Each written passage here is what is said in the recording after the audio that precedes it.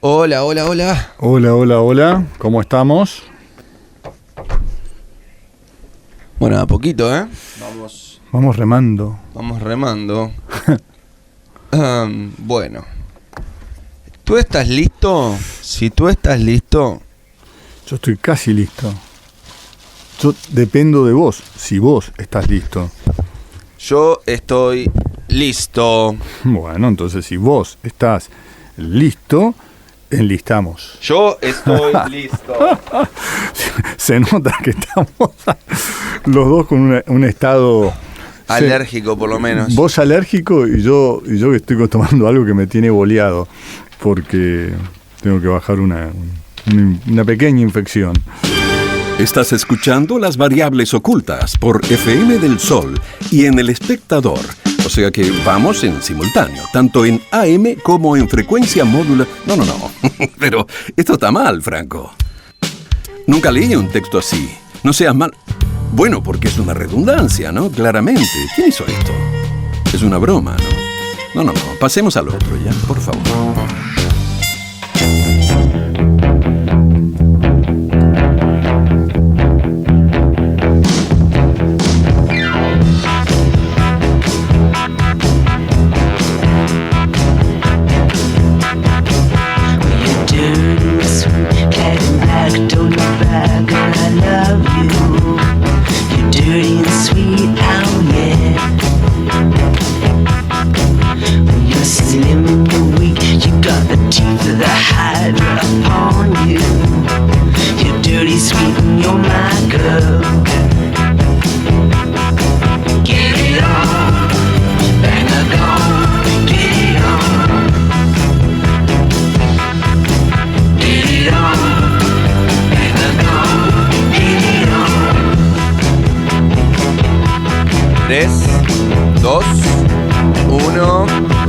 Muy buen mediodía, querido Fabri, queridos oyentes. Estamos como cada domingo por ambas emisoras. Por Del Sol en FM, por El Espectador en AM. Franco Bronzini, me doy la bienvenida a este domingo que vamos a compartir con el querido Fabri Piaggio. A ver si podemos ir. Qué lindo este tema de Mark Bolan, ¿no? Es espectacular. De T-Rex.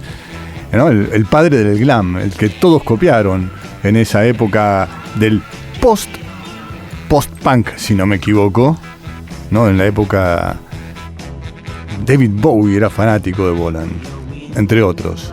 Fue el que cambió. Es un grupo que duró como bastante poco, T-Rex, pero que cambió para siempre lo que era la percepción de la música popular, que además definitivamente transformó esa época del glam. ¿Te acordás que habíamos hablado de Reynolds, que había hecho un par de discos, un par de libros excelentes? Creo que es sociólogo que escribe sobre música popular, y tiene un libro que es El Glam Inglés, que es extraordinario, que habla justamente, toda la primera parte habla de Mark Bolan y en este caso de T-Rex, de lo que es el tema. Ese es un temazo, porque aparte te va llevando ya nomás, mirá la intro, lo que es. A ver. Sencilla. ¿Esto es un bajo, querido? No, esto es una guitarra. ¿Es una guitarra? Ahí empieza el piano, la batería y el bajo. A ver.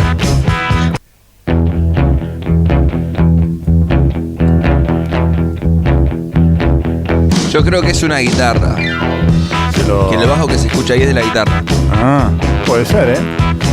¿Vos sabés qué? Porque parece ser como la sexta cuerda, digamos. Eso lo dejo en tus manos. Mirá que meto versos yo, pero en esta no me animo. En esta no me animo. Yo mientras que busco eso, vos dale para adelante. Lo doy para adelante. Querido Fabri, ¿sabés qué? Hace rato que veníamos con un tema que creo que es más que oportuno en estos momentos donde el mundo está totalmente desequilibrado, donde estamos todos con una locura en lo grande, en lo chico, ¿no? Es como que se nos fue de las manos el mundo, y me parece que hay que volver a ciertos lugares muchos más íntimos, muchos más cotidianos, mucho más provinciales, y volver a leer cosas que ocurrieron en su momento, para hacer de filtro nosotros mismos de los que alguna vez fueron nuestros filtros y que nos dejaron como preconceptos y hoy vivimos de preconceptos. Así que también cuando escuchen este programa no nos hagan mucho caso. Traten de buscar. Mira, voy a empezar con una frase de Milan Kundera, un autor que a mí mucho no me gusta, pero tiene una frase muy buena, tiene un concepto muy bueno, que es el siguiente. Porque vamos a hablar, en este programa lo que más tratamos de hablar es sobre la hipocresía, sobre el poder, sobre los poderes establecidos, etcétera, etcétera, etcétera, ¿no? Que muchas veces son como una carta de intención de todos y de cada uno, pero después quedamos en lugares comunes. Después vamos a ir para atrás y vamos a ir muy para atrás hoy. Y esta frase, este pensamiento de Kundera, dice: la lucha de los hombres contra el poder es también la lucha de la memoria contra el olvido, que me pareció una frase muy buena. Se la robé a un libro, por supuesto, que alguna vez hablaremos, que era un libro que trataba sobre lo que se llamó la Horda de Oro, que fueron los grandes años de la revolución ideológica que se dio en Italia y que después terminó mal. Ya lo hablamos la semana pasada, entre los 68 y 77. Pero bueno, hoy, ¿sabés qué? Me quería meter con una serie de temas que fuimos tocando la semana en los distintos programas. Viste que siempre hablo de los evangelios apócrifos, ¿no? Los evangelios apócrifos, que son evangelios no prohibidos, que están editados por la más grande editorial italiana, y una de las más grandes del mundo, que se llama Einaudi, entre los que los editan, que fueron quizás la curaduría más importante, tiene algo que me parece tremendamente interesante. La primera cosa que tienen estos evangelios apócrifos, es decir, que no son los sinóticos, que no son los evangelios que nosotros conocemos, para mí lo primero que tiene, no es para mí, sino lo que realmente uno ve cuando los analiza, es que hay un ampliar toda una base de perspectivas que después en los evangelios canónicos quedan como highlights y confunden, quedan demasiado liberados a interpretaciones que después, por supuesto, como suele ocurrir en toda la historia del pensamiento, de los pensamientos, no de las religiones, sino de todo el pensamiento, están analizados por gente que analiza, que después queda una parte, que después se van superponiendo, que después esto, que después lo otro, y a nosotros nos llega lo que nos repiten una y otra vez, y no entendemos ni siquiera el contexto de qué trataba. Estos evangelios apócrifos son evangelios muy carnales, donde lo primero que se presenta es un Cristo muy carnal. Es un Cristo que desde chiquito hacía cosas de chiquito. Son evangelios donde la figura tanto de la Virgen como de José son humanas, son totalmente humanas, con problemas, con esas luchas internas que tienen para sobrevivir a sus propias situaciones. La Virgen María, virgen, y además en los mismos evangelios apócrifos dice: mirá, sos virgen y estás embarazada, y alguien la que va a ayudarla a parir, la toca a ver si, y están escritos, mirá, necesito saber si sos virgen o no. Y era virgen, ¿viste? San José, que le dicen a José, le dicen: flaco, vos te tenés que hacer cargo de esta mujer. ¿Pero cómo me tengo que hacer cargo de esta mujer? ¿Qué tengo que ver? Sí, la tenés que cuidar. La tenés que cuidar porque, bueno, salía de lo que era llamémoslo convento de esa época, no sé cómo se llamaría, porque ahora ya te la devolvemos, tiene, 12, 13 años, que era bastante para esa época, bastante, se vivía poco, y en un momento aparece embarazada, y dice: acá me van a matar los religiosos que me la dieron, y tuvo que ir a explicarle: mira, yo no hice nada, no, mirá que te la dimos, confiamos en vos y mirá lo que hiciste, pero yo no hice nada, y no había hecho nada el tipo. Y además se hizo cargo de su hijo, es un José muy abnegado, muy que se preocupa, y por ejemplo la vida de Cristo de chico, como decíamos, era una vida de un chico travieso, pero que además era Dios, era un despelote. Entonces hay una cantidad de situaciones que dan en estos evangelios, que son evangelios que en su momento la misma iglesia los tomó y están en los afrescos de varias iglesias en Italia, pero está claro que no tiene nada que ver con los canónicos. Repito, en los canónicos hasta la figura de Cristo está idealizada, está más como un Dios y no como un hombre, ¿no? Y como dice Marcelo Craveri, que es el que lo cura, el curador de esta obra, que es un católico especialista, dice: la voz de estos primeros cristianos fue sofocada. De sus evangelios no queda prácticamente nada, y fue muy distorsionada y, escuchen, maliciosamente interpretada en los escritos posteriores de los padres de la iglesia. Entonces dice, para volver a descubrir ese Cristo carnal, ese Cristo que después descubre Nietzsche, muchos años después, diciendo, ojo, según acá sí lo aceptan como Dios en los apócrifos, Nietzsche no, dice, fue el hombre más importante de la historia, pero no fue un Dios. Y toda esa parte carnal de este Cristo chico, con una cantidad de aventuras lindísimas, porque además estos evangelios apócrifos tienen mucho humor. Si nosotros nos ponemos a pensar, yo voy a hablar solamente ahora, por más que no profeso, soy ateo, pero la religión en la cual fui creado fue la católica, o sea que yo puedo hablar con mucha autoridad, porque fui colegio católico, comulgué, me bautizaron, me confirmaron, todo hice.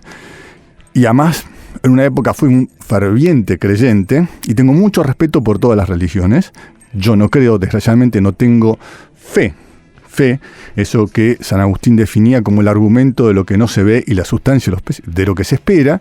No tengo fe, pero las respeto. Y me encantan los rituales de las religiones, de todas, de las tres grandes, me encantan los rituales. Respeto mucho y envidio mucho a quien tiene fe. Y entonces me fui para cualquier lado. Cuando uno agarra el Antiguo Testamento, el Antiguo Testamento, y esto también lo decía Nietzsche, es como un colosal, ¿no? Es para hacer 20.000 películas. Un Dios vengativo, situaciones.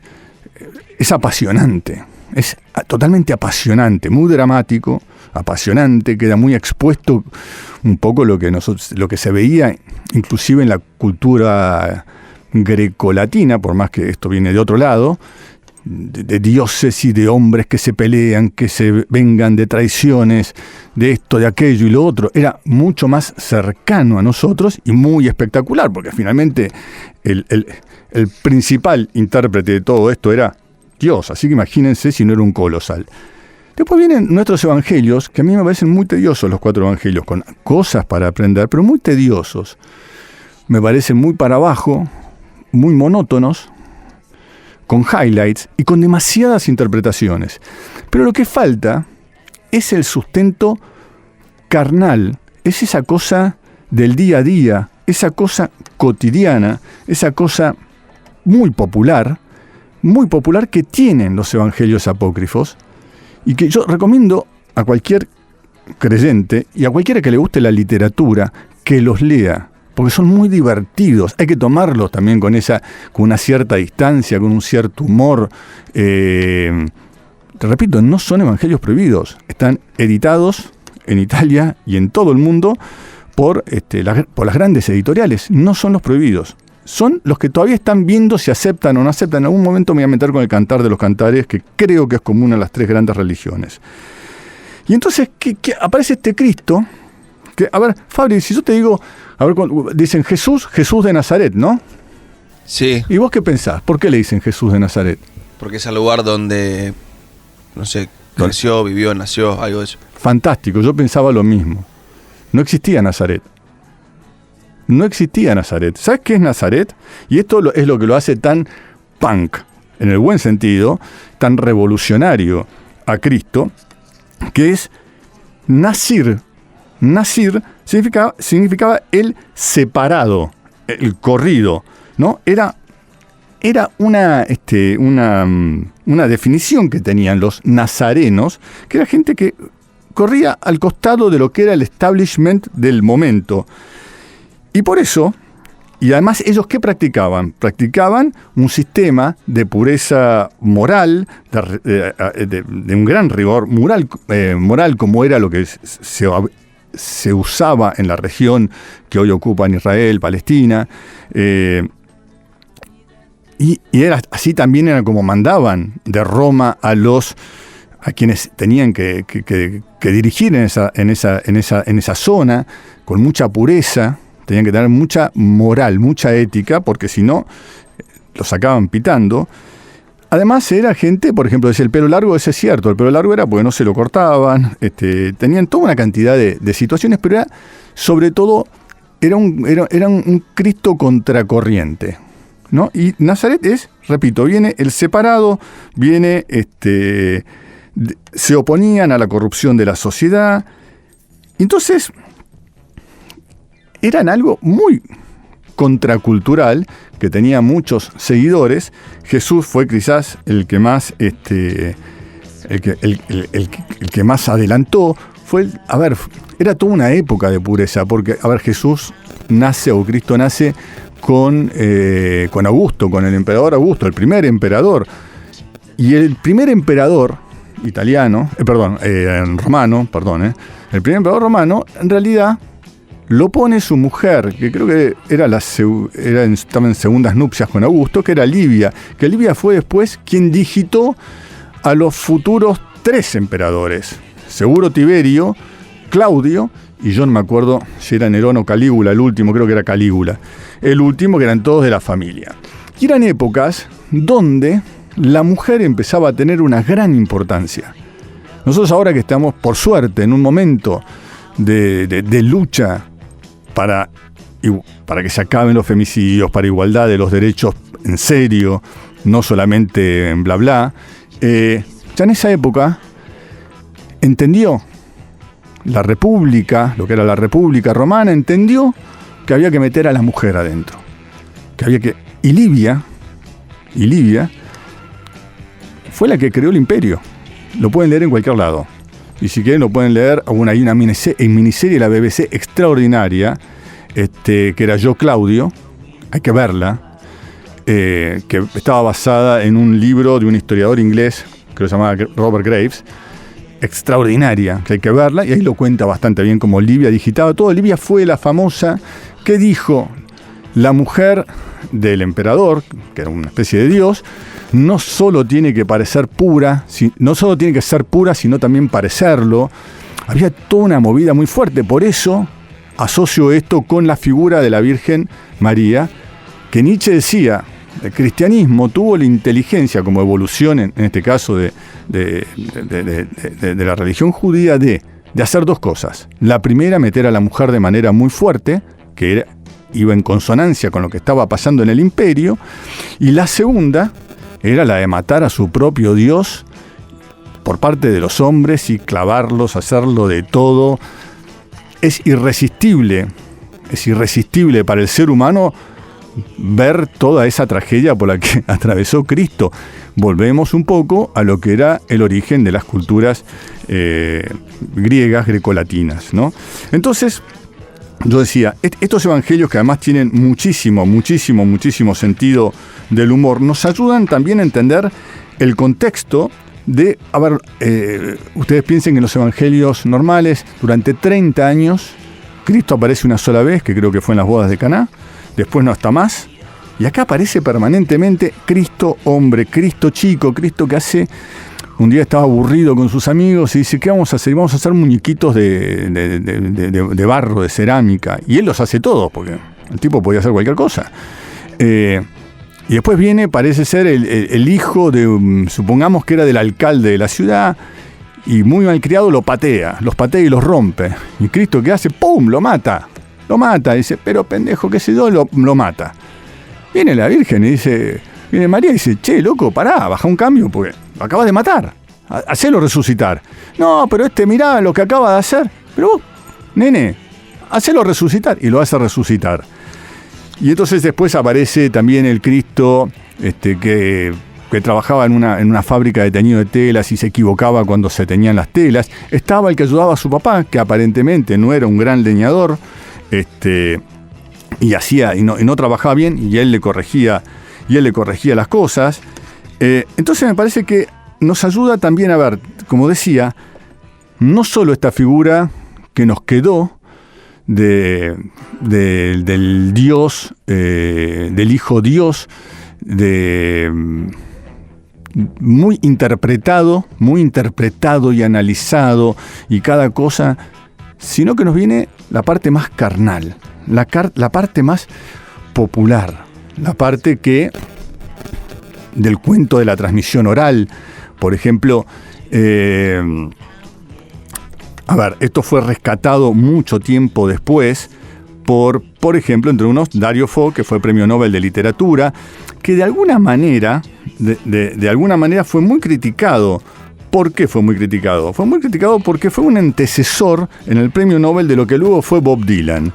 ¿En qué sentido? En el sentido que lo que él hacía, el teatro que él hacía, ¿no? Porque él recuperó mucho lo que era la comedia del arte y basó, que era un teatro bien popular, el de Goldoni, muy popular, con temas muy populares, recuperó mucho, y él lo escribe el prólogo de los Evangelios Apócrifos de Einaudi, y sacó muchas obras de teatro basadas en esta historia, muchos libros, los contextualiza con un lenguaje mucho más actual. Pero por ejemplo, hoy también vivimos y vemos un esnobismo muy, muy fuerte por parte de lo que sería el establishment de la cultura, el de la interpretación, de la sofisticación, que después se termina en nichos de gente que se habla entre ellas, ¿no? Entonces, a mí me parecía que era leer los Evangelios Apócrifos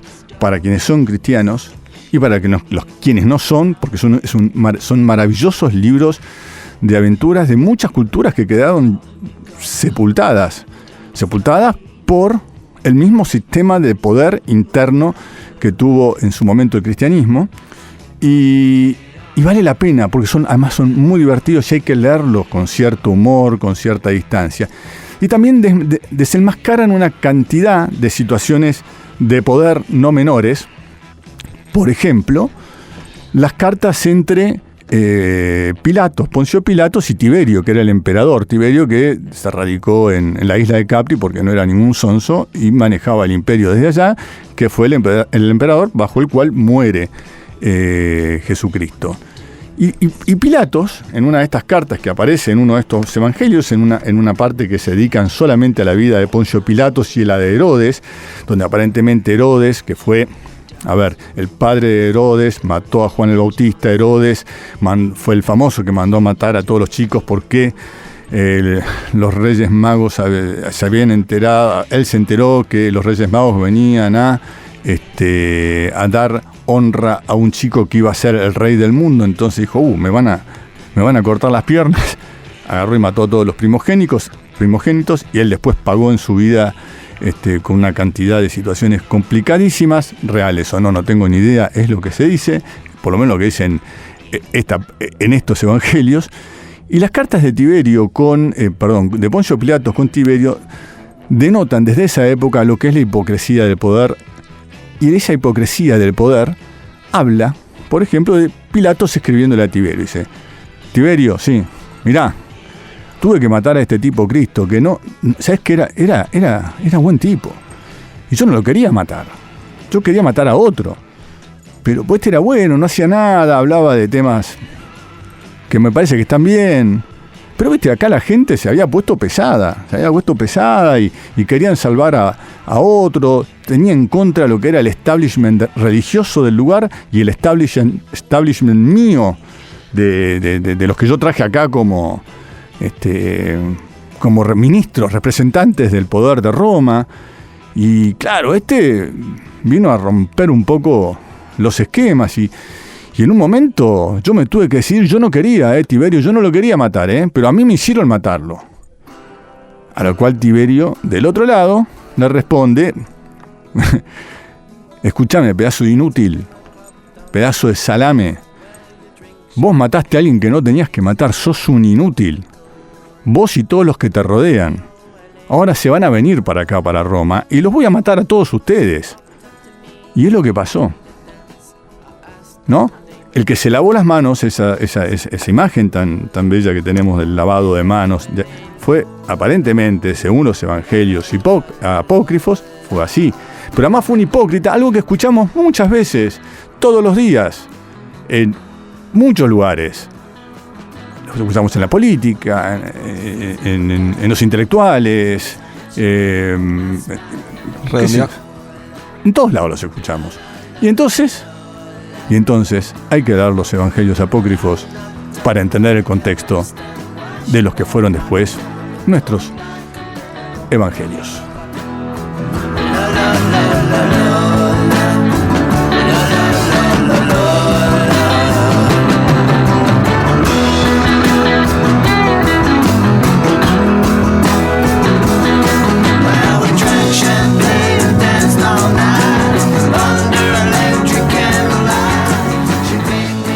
Las variables ocultas. Franco Bronzini, Fabri Piaggio.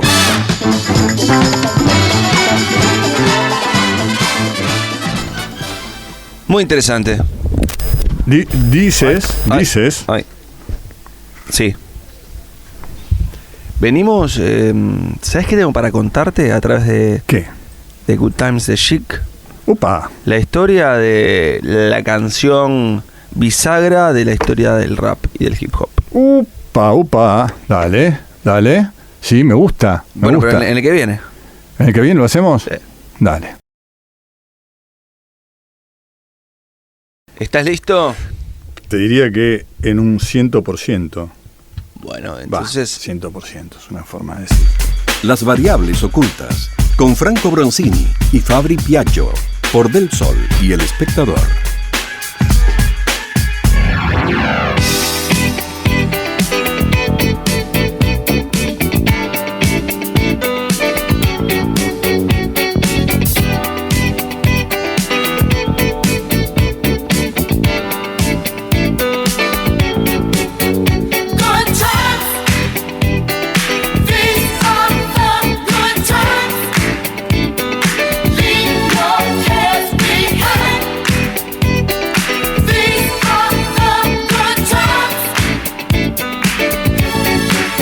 Tres, dos, uno, aire.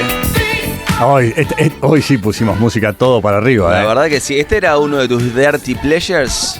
Este estaba blanqueado. Good Times de Chic estaba blanqueado. Estaba permitido. Sí, T-Rex estaba permitido.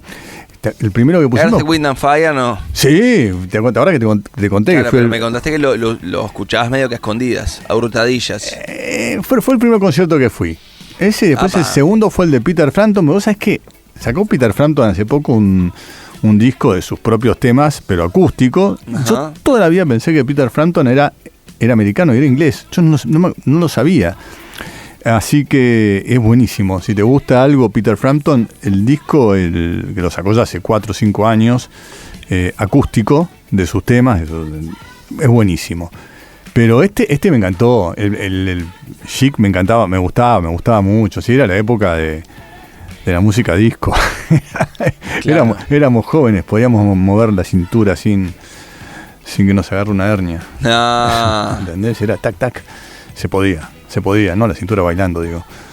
¿Y vos tenés alguna historia de esto? Sí, es que este tema es capaz que el más importante de la historia del hip hop mundial, por decirlo de alguna manera. ¿Del hip hop? Me van a salir de matar.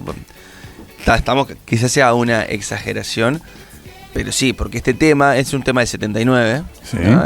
Good Times. El mismo año aparece una compañía que se llama, un sello discográfico que se llama Sugar Hill Records, y dice: voy a hacer una canción de esto que se viene, que es lo nuevo, que es el rap.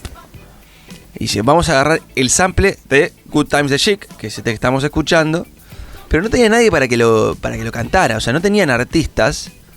Y como tampoco tenían demasiada idea de dónde ir, y tampoco me parece que se querían meter demasiado en el Bronx a ver a los MC que ya estaban rapeando, porque hasta ese momento lo que se encontraba eran gente que hacía DJing.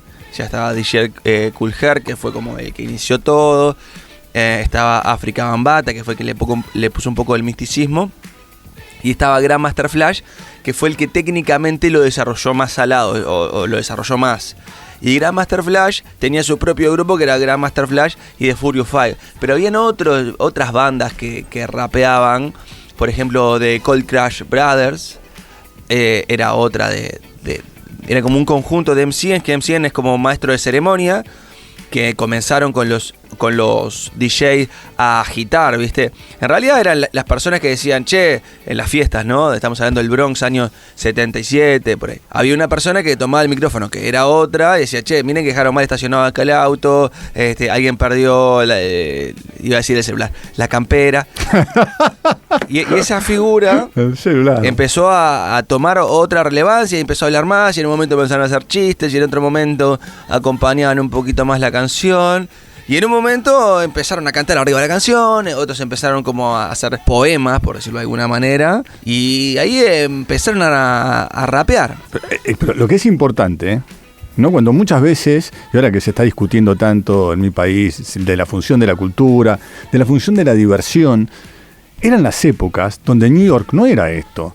New York era un desastre. Una guerra de gangs donde se asesinaban. Estaba la famosa película de Warriors, que se hizo muy famosa muchos años después. Pero era una New York violenta.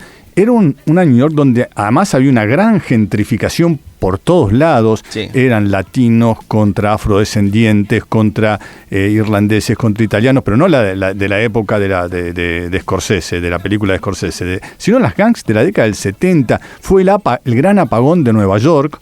Uy, ahí se robaron todo.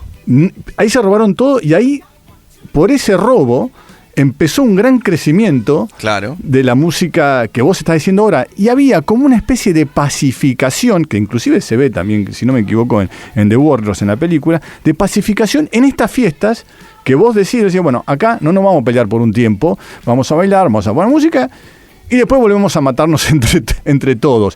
Y además era una época, y acá te dejo, Fabri, era una época donde el poder, llamamos el poder de Washington, ocultaba a New York, lo ocultaba, digamos, al Bronx, lo ocultaba, no existe. ¿Qué pasó? New York es Manhattan, no existe. Y gracias a esto que vos dijiste, de a poco se empezó a filtrar en Manhattan, y después de Manhattan vino, que es cool, irnos para el Bronx. Te dejo, Fabri. Bueno, es que el contexto era ese, contexto de pandillas, y las pandillas tienen mucho que ver con el hip hop, y el hip hop... porque el hip hop está, ya ahí nos metemos como en otra cosa, no me quiero desviar tanto. Pero momentos de pandillas sanguinarias, ¿no? Que realmente morían pibes, y los pibes que nacían en el Bronx querían formar parte de las pandillas y los adoptaban rápidamente, y encontraban como en ese mundo donde no había mucha cosa, encontraban un lugar. Y después hay una canción que lo retrata muy bien, que es la otra clave para mí, para la historia, sobre todo del mensaje del hip hop. Entonces, en ese contexto de pandillas empiezan a hacer fiestas, y hacían fiestas porque no podían ir a otras también. Claro. Y este DJ Kool Herc, porque ahí se mezclaban los afrodescendientes con toda la parte más latina, ¿no? Hip hop, el rap crece de esas raíces, de lo afro y de lo latino. Gente que iba de lo latino más que nada de lo caribeño. De hecho, DJ Kool Herc es jamaiquino. Y el tema de los sound system, es decir, los equipos de sonido, los lleva de los DJs jamaiquinos, que era algo que se usaba en ese entonces. Bueno, empiezan a hacer fiestas, y esa figura empieza a rapear. Y ahí se empiezan a convertir estas figuras de maestro de ceremonia en raperos. Pero si vos ves cómo lucían más parecidos a los Village People que a lo que nosotros nos imaginamos por raperos. Lo mismo que los Furious Fives, que iban con Grandmaster Flash. Iban así con plumas, se vestían como de indios, otros de policía, otros de traje. Era como una cosa que todavía no asentaba bien, porque eso va a venir de otro grupo después, como a poner más el código de vestimenta. Y en ese contexto que decían, uy, se viene esto, Sugar Hill Records dice, bueno, vamos a hacer esta canción, agarran un sample de Good Times the Chic, pero no tenían rapero. Y como no tenían mucha idea, fueron a una pizzería y agarran a... ¿Literal una pizzería? Sí, una pizzería, y agarran a uno de los que estaba trabajando ahí, que era negro, Big Hank, y le dicen, che, tengo para hacer una canción, ¿vos te animás a hacerla? Dice, más o menos, pero capaz que si la hago con aquel y aquel otro que están acá, también son compañeros míos, lo hacemos. Y ahí se los subieron a auto y se los llevaron y grabaron Rapper's Delight. que Rapper's Delight es la canción que... Exactamente. Que es la primera canción comercial de hip hop que se empezó a meter en los charts y demás. Que es con... Vamos a ponerla, ¿no? Dale, sí, claro. Pero no se queda solamente ahí, porque marcó tanto... Espero que no salte... ¿Que no salte quién? Que no salte la publicidad. A ver. Y si salta, lo ponemos también. The Sugar Hill Gang. Ahí ves, incluso si ves el videoclip de esta canción, el primero que se popularizó, era un tipo con un saquito Scott en B, ¿no? Big Hank. Algo más parecido al disco que a lo que vos hoy te imaginás de una persona que hace rap. Así que invito a quienes estén por ahí a luego en un rato entrar y ver el video. Y eso abrió al mundo el estilo de hip hop. Después vino The Message, que es una canción de Grandmaster Flash y Furious 5, que marcó como otra beta, que es el mensaje de lo que está pasando y la pata de la crítica social y contar y narrar lo que se vivía en el Bronx.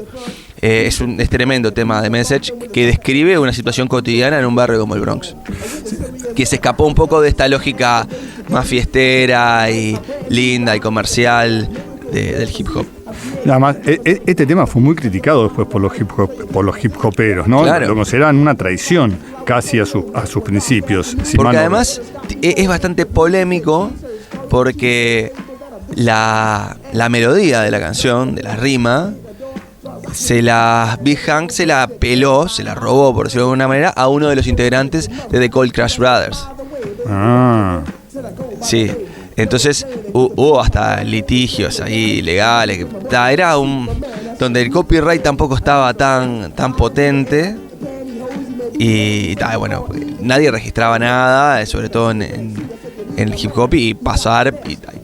Y esta gente se hizo millonaria y quedó por ahí, nunca más hicieron nada. Pero lo que no quedó por ahí fue el impacto de esta canción, porque hay un montón de otras bandas que usaron este mismo sample, que el sample es la línea de abajo, ¿no? Sí. El tom. Eso. Ahí está. Esa línea de abajo espectacular, que la escuchamos en muchísimas otras canciones, como Me Vengo a Brasil. Gabriel Pensador usa este... Estoy buscándolo. Sí. Usa este sample. ¿Ah? Sí. Lo usa... me estoy quedando, pero hay muchísimas más canciones que lo usan. Si querés, dale vos un... No, sí, yo puedo contar algo, por ejemplo, de esta historia tan maravillosa del rap. A ver, el rap, no el rap, del hip hop, ¿no? Vos ya contaste la parte musical, pero vos sabés que estaban como en un gueto. Ese gueto era el Bronx y todos los barrios marginales. Nació, obviamente, en el Bronx. Y vos sabés que la única forma de comunicación, y esto es en serio, no es... hay una serie también sobre el hip hop, una miniserie muy buena. Todos tienen imagen por varias películas de trenes totalmente pintados, los trenes de Nueva York totalmente pintados, que aparecían, que eran de la década del 70 y con grafitis. Eso era la forma de comunicación que tenían desde ese gueto interno que era el Bronx, donde ellos vivían, crecían, se mataban, pasaba de todo, hacia lo que era el resto del mundo. Esa forma de pintura que después recupera Jean-Baptiste Basquiat, ese que después terminó siendo muy simbólico de toda la época, de los de los 70, de la época de los vernissage, de la época de Andy Warhol, que fue uno de los artistas más importantes que dio Nueva York, pero que tuvo origen en esos dibujos que eran un grito y una expresión de libertad que tenía todos los que vivían en ese espacio, en ese lugar.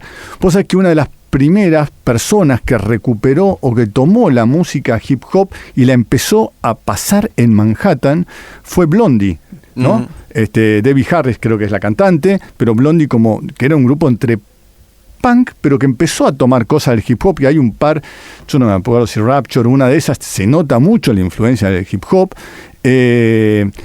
y vos sabés cómo le decían al hip hop, le decían la CNN de los negros, ¿no? Los negros en este caso referido con todo lo despectivo que podía tener esa connotación, porque era la única forma que tenían de expresar sus verdaderos problemas, no la interpretación. Ya habíamos hablado antes de la interpretación de los evangelios y demás en el bloque anterior. Siempre una interpretación de los que vivían, blancos o afrodescendientes, pero ya educados al sistema blanco, ese que tanto detestaba Cassius Clay, que se transformó en Muhammad Ali. Yo no quiero este nombre cristiano, quiero otro nombre, que se puso después un nombre musulmán. Era siempre la historia de los blancos que hablaban y pensaban en función de lo que interpretaban y no entendían nada. Entonces la forma que tenían de comunicar los problemas, su situación, sus realidades y su creatividad era el hip hop, a través del baile, a través de la música, a través de la pintura. Si yo mal no recuerdo, hay una película de Spike Lee muy buena sobre lo que fue el gran apagón. ¿Esta cuál es? Esta es 234 media 78 de Gabriel el Pensador, que usa este mismo sample. Más de 300 canciones habrán usado este sample, sobre todo en esa época se usaba muchísimo, y después otros. Pero tiene otro revés más. ¿Vos te acordás en el año 2000 por ahí? A ver. Que hubo un gran hit, Wonder. No me acuerdo. Sí, de las Ketchup se llamaba. Eran españolas, ¿no? Las Ketchup. Sí, las hijas del tomate. Hicieron esta canción. A ver. ¿No?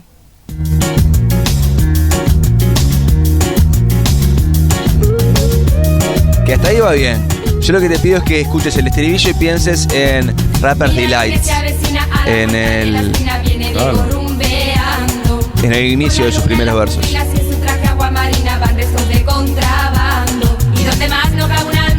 Las Ketchup, hija del tomate, se llama el disco así, de frente y mano.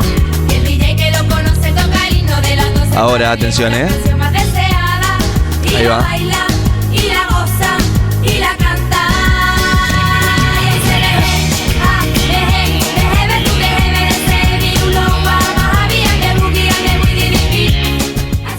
¿Entendés por dónde voy? Sí, claro. Cada vez está recontra conocida, no me acordaba el título. Lo que usan hitazo Claro, es como lo que interpreta una persona que no habla inglés de lo que estaba cantando un DJ de Rapper's Delight. Y lo trasladan a este estribillo, que fue un hitazo, ¿no? Sí, pero no se queda ahí tampoco, ¿eh? ¿Esto de Chic? Eso de Chic. A ver. Porque después tiene otra transformación, que es la última. Vamos. Que es la de este nene. A ver.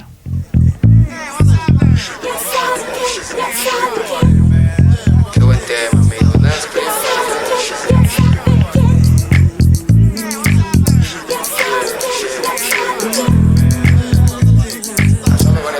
En la calle me conocen como el hip hop, Ahí escuchamos Dance Script de Trueno, que en realidad lo que hace es toma como la base de ese bajo, lo modifica un poco, lo cambia, pero tiene como ese espíritu, y también tiene un espíritu de muchas otras canciones y muchas otras referencias de clásicos del hip hop y del rap. Incluso se llama Dance Crip, que los Crip eran una de las pandillas pesadas. Los Crip eran los Crip y los Bloods en la costa oeste de Estados Unidos. Y los Crip eran los que bailaban, tenían como este baile particular, que muchas de las disputas entre los Crip, porque tenían bardo entre ellos y también con los Bloods, se disputaban en un breakdance o en una batalla de freestyle. Que era una forma, de alguna manera, como decíamos antes, de llevar a términos civilizados guerras que existían en serio, ¿no? Claro. Esto ya fue cuando se estaba prendiendo fuego Los Ángeles. Yo no recuerdo bien. El líder de Chic era Nile Gregory Rogers, que fue uno. Nosotros, Pipita, que siempre hablamos de Rick Rubin, hablamos muchas veces. Rogers fue uno de los grandes productores musicales que dio el ambiente y además fue la fuente de inspiración para enormes artistas, y entre que produjo e influyó, tenés, gente como, obviamente, Diana Ross, Duran Duran, Madonna, David Bowie, Daft Punk, por ejemplo. Él forma parte, viste, de las Panteras Negras, uh-huh, ¿no? Y hoy tendrá 70 y pico de años, y fue uno de los tipos más influyentes, el líder, ¿no?, de The Chic, de la historia musical de los últimos 60 años, 50 años, ¿no? Fue un tipo que, como te decía, yo hasta estoy seguro, leí hace un tiempo una biografía de Prince. Más, te voy a decir más. Creo que en la biografía, en la autobiografía de Miles Davis estaba muy enojado con revistas como Rolling Stone. Y decía que lo tenían repodrido, que la tapa de Rolling Stone eran siempre blancos. Creo que el primer afrodescendiente o negro, como se quiera llamar, fue Michael Jackson, creo. Y él decía, es totalmente injusto que enormes artistas como los de Earth, Wind and Fire y como The Chic no hayan todavía estado en la tapa de Rolling Stone, con lo cual Rolling Stone no representa absolutamente nada de la música, porque en realidad los blancos, decía en su autobiografía, el único blanco que él respetaba mucho a Frank Sinatra, estoy hablando de Miles Davis, es más, sacó cosas de Frank Sinatra, dicho por él, a Bill Evans, que tocó con él muchísimo, a Gil Evans, ¿cómo se llama? El que le manejaba su orquesta, y después decía que todos los blancos, él estaba muy enojado con Chet Baker. Y decía, Chet Baker, me hablan de Chet Baker, pero ¿saben qué?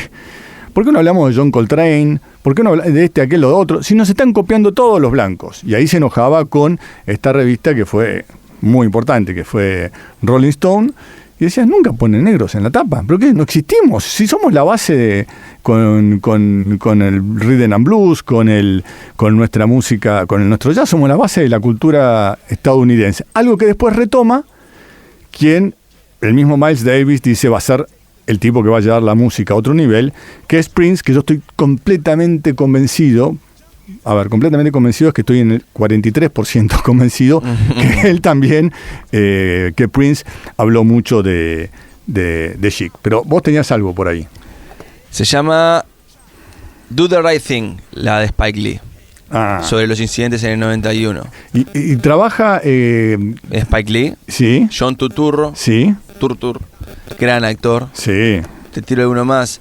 Trabaja Giancarlo Esposito, después conocido por trabajar en Breaking Bad, para ser como el gran antagonista. ¿Samuel Jackson no? No, Samuel Jackson no. Debe haber más de una película de ese momento. Sí. Recordamos que esto ya posterior, década del 90, posterior a que el hip hop y el rap hayan penetrado y hayan estado de moda, y los DJ y los raperos y los grafiteros y todo vayan a hacer noche en Estudio 54 en Manhattan. Vamos a hablar de la música disco algún día. Sí. Esto es posterior, ya en la costa oeste, bueno, había muchísimos problemas, sobre todo la prensa había fomentado mucho una rivalidad entre los coreanos, dueños de Mini Super, y las personas afro. Y en el 91 la policía le da una paliza muy grande a un taxista llamado Rodney King, y a partir de eso es filmado, y a partir de eso se arman unas revueltas muy saladas en Los Ángeles, que se prendían fuego, cortaron los puentes y demás, y la película esta Do the Right Thing se basa en ese momento, ¿no? Y ahí fue una gran explosión que el hip hop y el rap, y incluso ya tiene un tipo de nombre, este tipo de películas se llaman exploitation, Black Exploitation, que son las que hace Spike Lee, que cuenta problemas que tienen personas negras, ¿no? Sobre todo problemas de discriminación. Querido Fabri, ya estamos llegando al final. Además, yo creo que el hip hop, creo que lo dijimos varias veces acá, ¿no? Yo creo que el hip hop es el movimiento cultural más integral, más completo, más profundo, porque además es algo que se ha viralizado. Es como el capitalismo, está en todos los idiomas, cada uno con sus distintas acepciones, mucho más que el pop. Y el rock, o el pop y el rock, finalmente, fueron cultura muy anglosajona, y salvo excepciones, como puede ser Jimi Hendrix, fue una cultura muy blanca, tanto así que nuestro rock, todos los grupos del Río de la Plata, lo llamamos rock, o rock nacional, o como se llamen, pero son otra cosa. O sea, están influenciados por el tango, por el candombe en el caso del Uruguay, por el folclore. Son otra cosa, son otro lenguaje. Ahora, el hip hop es como algo que se va, ¿no? ¿Viste la famosa frase, es más fácil que se acabe el mundo que el capitalismo? Es más fácil que se acabe el arte que el hip hop. Está en el vestuario, está en la ropa, no está en el deporte. Claro, lo que pasa es que el hip hop en sí es un movimiento mucho más grande que solamente lo musical, porque está la parte del graffiti, está la parte del baile, está la parte del diseño, está la parte del rap. Claro. Después hay gente que dice que tiene más elementos, que tiene como hasta 7 elementos, porque hay otras cosas que van vinculadas. Yo lo vinculo también mucho al skate, lo vinculo mucho a un cierto urbana, tipo de, claro, de vestimenta, que incluso hoy ya los artistas del Río de la Plata no hablan de hip hop ni... Bueno, hablan de música urbana, que es como, música urbana, claro, como de combinar el trap con el rap, con el reggaetón, también lo combinan con otros géneros. También están bastante desprovistos del sampleo, que era algo fuerte, sobre todo en los inicios del rap y el hip hop. Entonces se ha transformado, pero tiene como unos cimientos muy sólidos, más allá de que el mercado siempre los pueda tomar y comercializar. Siempre se mantienen sólidos, y dentro de todo ese mar de movimiento hay gente que decide hacer cosas comerciales, como siempre, como Rappers Delight, y hay gente que sigue decidiendo, decide estar abrazada a las raíces de música más de protesta, de reivindicación, hasta de información. Porque pasa que esto, Franco, en realidad lo que tenemos que hacer es un día hacer un especial y contar los grandes hitos, porque Public Enemy para ellos mismos se concebían como un medio de comunicación. Bueno, que es un poco, viste lo que dijimos hace un ratito, que se había catalogado al hip hop como la CNN, que es la cadena de información, claro, la primera que nació de 24/7 de información de los...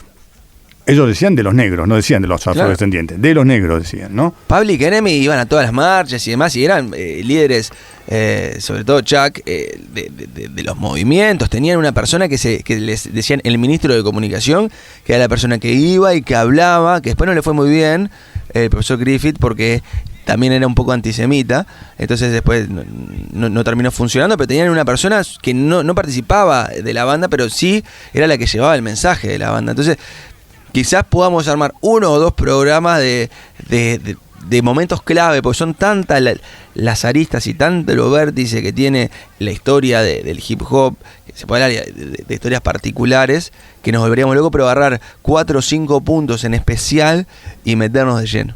Y acordate, no en el próximo programa, pero en el siguiente tenemos que ir por la música que se...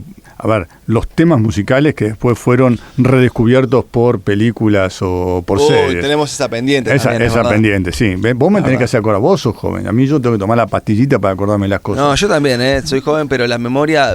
Tengo una parte del cerebro que no me funciona tan bien. Fabri, ¿con qué nos vamos? ¿Con qué música? ¿Con qué tema? Porque hoy tuvimos todo un día de temas para arriba. El otro día les pusimos a César Vallejo y a Kurt Cobain, los tiramos a todos ¡blum! Para abajo. Después, por suerte, apareció Mocedades y nos puso morlongos a todos, ¿no? Pero, ¿y hoy con qué nos vamos? Hoy no nos vamos a ir tan arriba, pero nos vamos a ir con la segunda canción más importante de la historia del hip hop, a mi gusto. A ver. Hablamos de Rappers Delight, ahora hablamos del mensaje, sí, de Grandmaster Flash y de 45. ¿Me despido ahora o después? Despedite cuando quieras. Me despido ahora, así nos quedamos con este seguro temón que eligió Fabri. Que tengan todos una lindísima semana. Mr. Fabri Piaggio, nos volvemos a encontrar el domingo próximo. Hasta la próxima.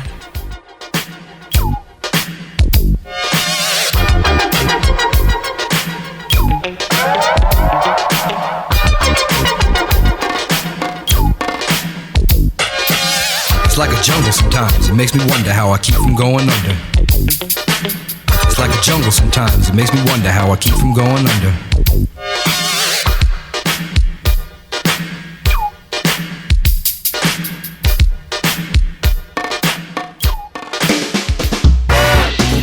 Hasta aquí, Las Variables Ocultas.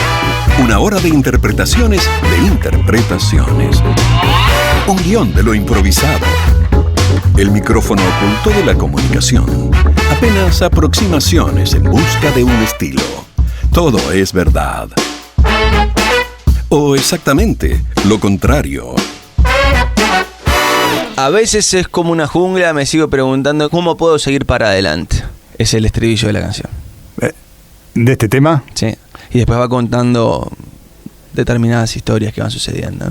Las letras de muchos de estos autores de rap, del hip hop de esa época son extraordinarias. Espectaculares.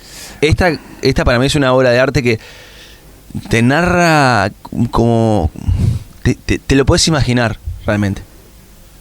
Son maravillosas. Hay un libro, tengo que acordarme de quién es, que habla sobre Jay-Z y de la poesía.